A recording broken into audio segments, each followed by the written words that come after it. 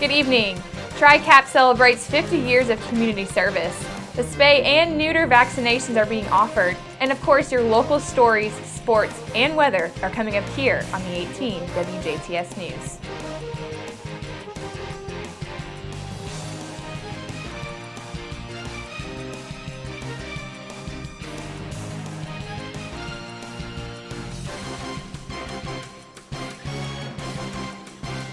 This is the 18 WJTS News. I'm Charlotte Olson. The Greater Jasper Consolidated School Corporation has a new assistant superintendent. Last night, School Superintendent Dr. Tracy Lori introduced Indianapolis native Todd Hitchcock as the new second-in-command for the district. Hitchcock has 11 years' experience in education, serving as a teacher and an administrator.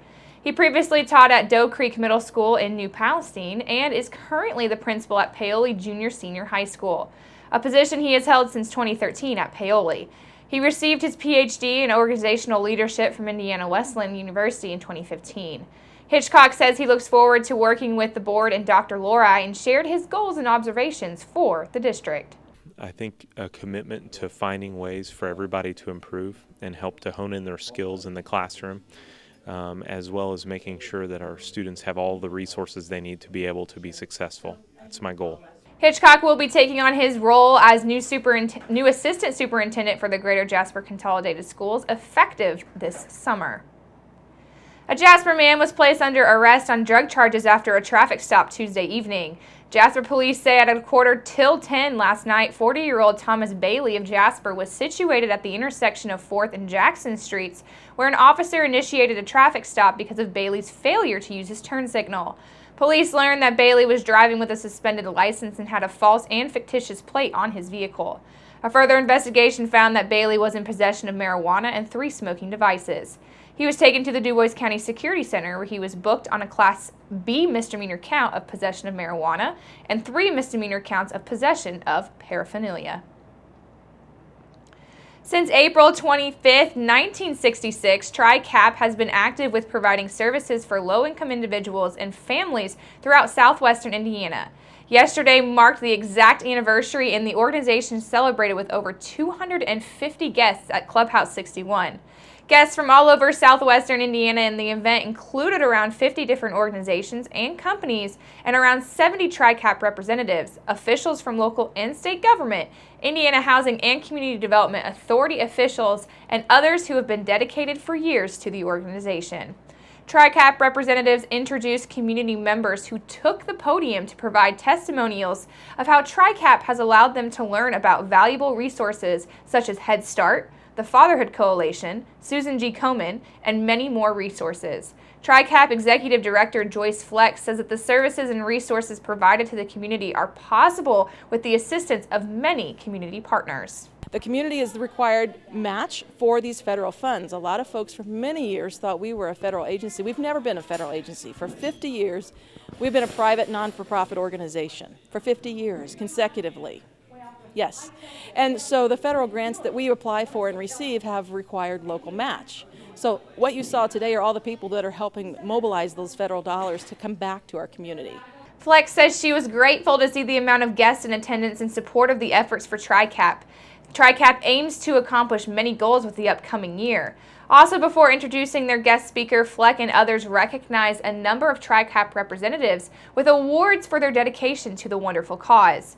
Network Executive Director Sister Simone Campbell took to the podium and engaged the large audience, as she also had volunteers help with her presentation to demonstrate the differences in income around the country.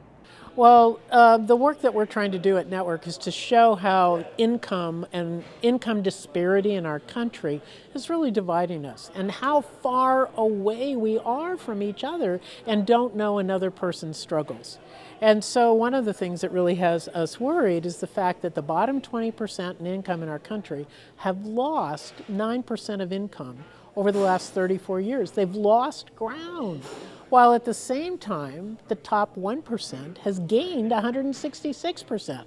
So that seems wrong to us. So what we try to do is to get people engaged in the conversation. Who are we as a nation? What are the best policies that we can put in place that benefits the common good? Not saying that folks with a lot of money shouldn't have a lot of money, but perhaps they need to share. And the fact is, if you work full-time, you ought to be able to support your family. Sister Simone has served in her current position since 2004 and is a religious leader as well as an attorney and poet with experience in public policy. She adds that her job is also to encourage people to stand up and do their part and to feel good about their efforts.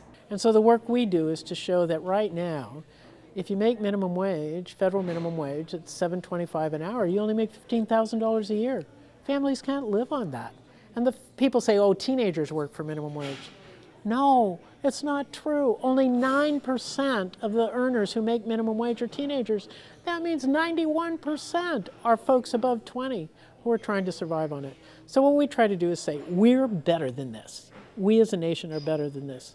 We, the people, need to come together and have the hard conversations, change our policies. We can go back to another way where everyone benefits, which is the way it used to be before we changed policies the last time. So let's make a change. We all are needed in this conversation. The DuBois County medication collection is planned for this Saturday, April the 30th, as part of the Drug Enforcement Administration's National Pharmaceutical Drug Take-Back event. The Jasper Post of the Indiana State Police will host the collection from 10 a.m. until 2 p.m., while the Birdseye Fire Station and the Hayesville Fire Station will host from 10 a.m. until noon. Meanwhile, the Huntingburg Police Department has a 24-hour-a-day collection in a drop-off box at the department's headquarters, and those headquarters are located along the 500 block of West Main Street. Expired, unwanted, and unused medications, vitamins, ointments, syrups, drops, and aerosols not in pressurized containers will be accepted at the collection sites. No sharps, infectious material, or waste will be accepted. The DuBois County Sheriff's Department will supervise collections held at the Birdseye and Hayesville fire stations, and the Indiana State Police will supervise the Jasper site. During the month of May, the DuBois County Humane Society will offer no-cost spay and neuter surgeries plus free rabies vaccination as a part of the Community Cat PetSmart charity spay-neuter campaign to help alter free-roaming cats. Spay and neutering is one of the most effective ways to reduce the homeless pet population and is safe for kittens as young as 8 to 10 weeks old. Spaying a female cat before the first heat cycle can be very beneficial. It helps improve the health of the cat by reducing the risk of certain reproductive cancers and infections. The special free rate is available to all residents of DuBois County. Sign-up is required in advance to reserve a spot, and hours are Monday from 11 a.m. until 1 p.m. and also from 6 until 8 p.m. Thursday, it's 11 a.m. until 1 p.m. and Saturdays 11 a.m. until 3 p.m.